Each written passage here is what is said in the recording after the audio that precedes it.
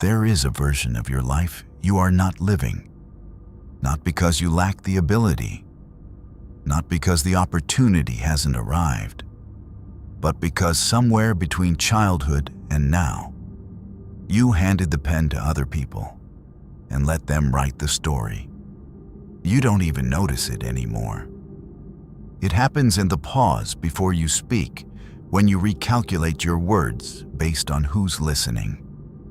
It happens in the outfit you almost wore but changed, in the business you almost started, in the opinion you almost gave, in the version of yourself you almost became. Almost. That word, that single word, is the autobiography of a person who cared too much about what others thought. And here's what no one tells you. The people whose opinions are running your life, most of them are not thinking about you at all. The first truth: their opinion of you is not about you. Understand this completely. When someone forms an opinion of you, they are not observing you. They are projecting themselves onto you. Their judgment is filtered through their insecurities, their history, their unresolved failures, their envy, their fear. By the time their opinion reaches you, it has almost nothing to do with who you actually are. The colleague who called you arrogant when you stopped apologizing for competence. The relative who said you changed when you stopped being convenient. The friend who grew quiet when your life started moving forward. These opinions feel like assessments. They are not. They are confessions. The person who criticizes your ambition is confessing their abandoned dreams. The person who mocks your silence is confessing their discomfort with depth. The person who needs you small is confessing that your size makes them feel exposed. When you finally see this, something shifts. You stop receiving judgment as information about yourself. You start reading it as information about them. And that changes everything. The second truth: approval is a drug with no ceiling. Most people treat approval like a destination. They think, once enough people respect me, once enough people like me, once enough people see my value, then I'll stop needing it. Then I'll feel settled.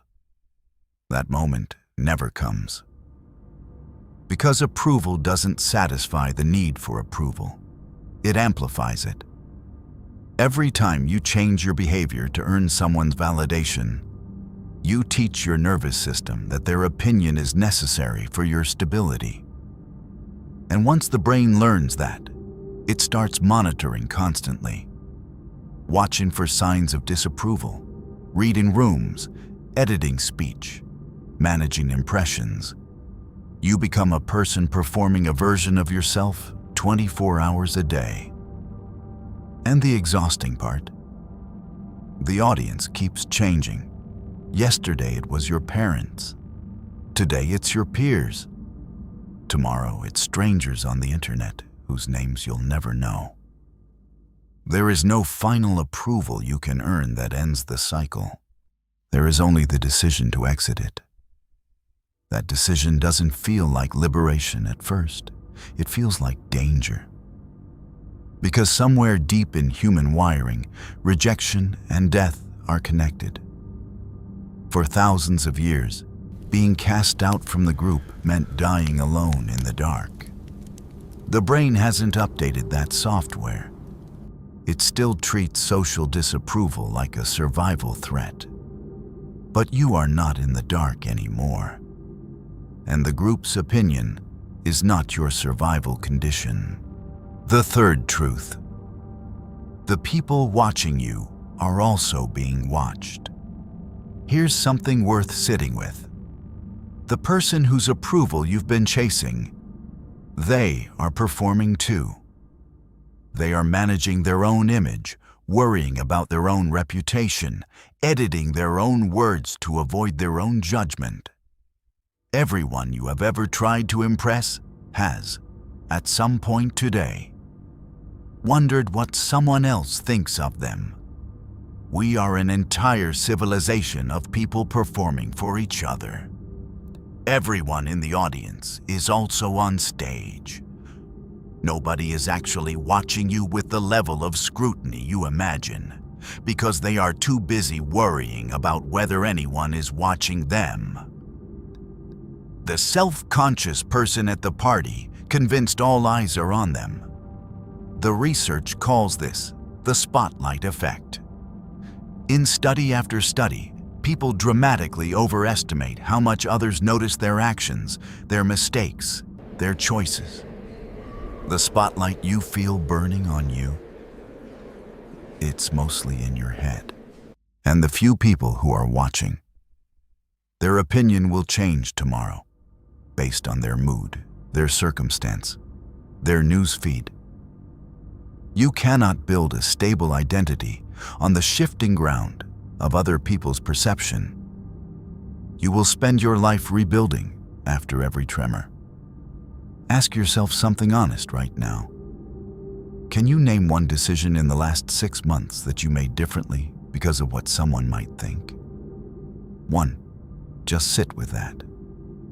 The fourth truth. Indifference is not coldness. It is precision. There is a common confusion between not caring what people think and not caring about people at all. These are not the same thing.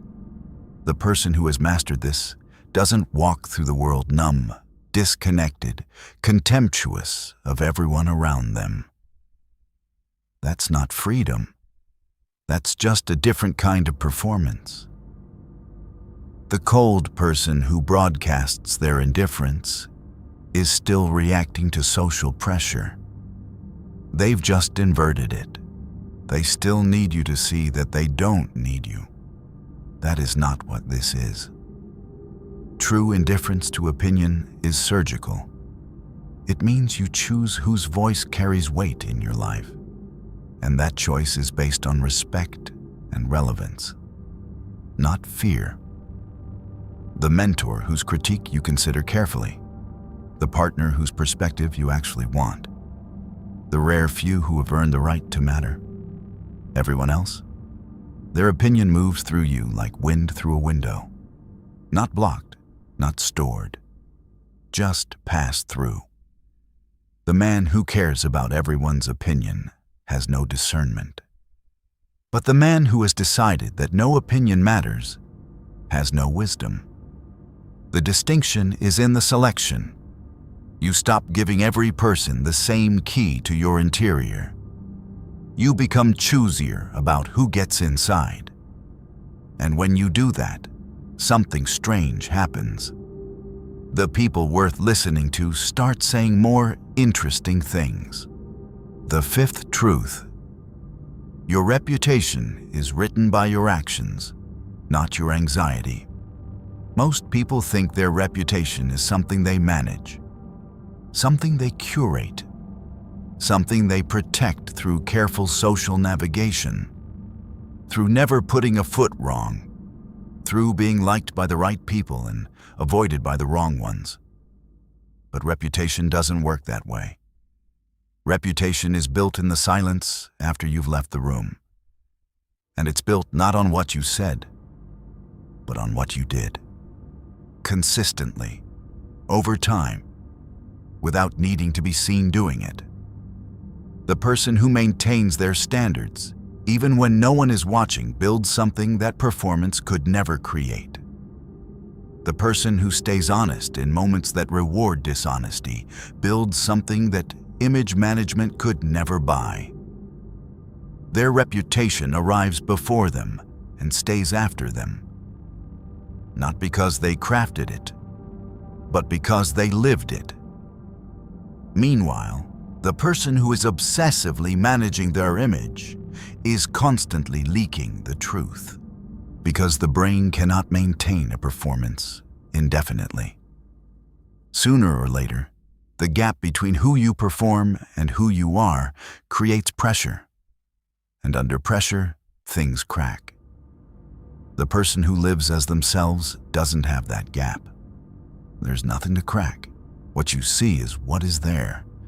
And that kind of person is terrifyingly hard to manipulate, because they have nothing to protect that isn't already visible. The sixth truth: the cost of caring is paid in silence.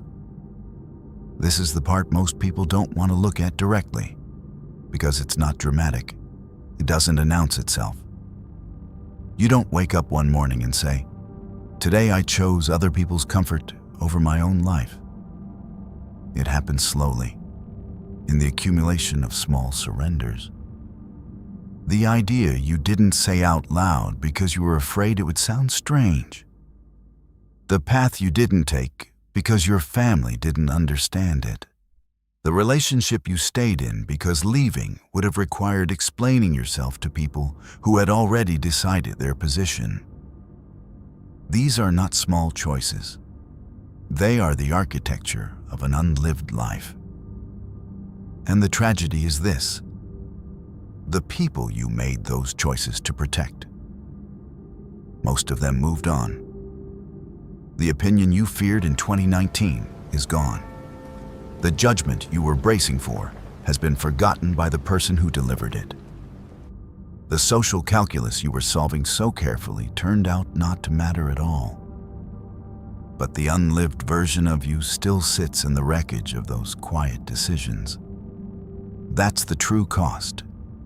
Not embarrassment, not judgment, not rejection. The cost is the life you didn't build while you were busy being acceptable. Think about the version of you that exists with zero audience, when no one is watching, when there are no consequences to your image, when you are entirely alone and the performance can stop. Who is that person? What do they want? That gap between who you are in public and who you are in private. That gap is the exact measurement of how much other people's opinion has cost you. The seventh truth: the exit is not an event, it's a practice. People make the mistake of treating this as a single decision, as if there's a moment where you declare independence from other people's opinions and then you're free. Permanently. Forever. Done. That's not how it works. The conditioning runs deep. You were taught from the moment you were old enough to understand language that approval was safety, that fitting in was survival, that being different had consequences.